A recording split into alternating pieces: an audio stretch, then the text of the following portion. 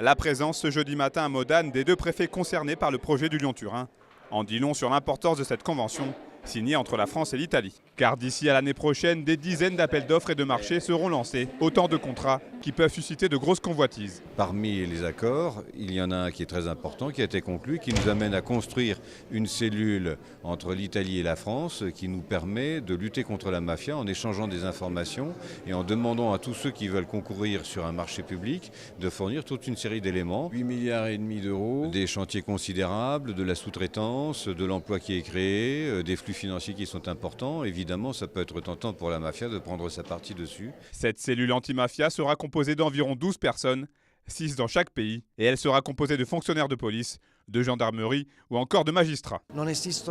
Il n'y a aucun antécédent de ce type en matière de contrôle sur les grands ouvrages. C'est donc une première. Cette convention nous permettra de prévenir toute forme d'infiltration mafieuse dans le chantier.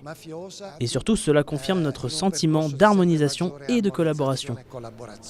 Le 27 septembre dernier, lors du sommet franco-italien de Lyon, Emmanuel Macron avait rappelé le plein engagement de la France dans ce projet d'envergure. Cette réunion va également dans ce sens. Je confirme que c'est par erreur que d'aucuns ont pu penser que la partie internationale du Lyon-Turin était concernée par la pause annoncée par le gouvernement français.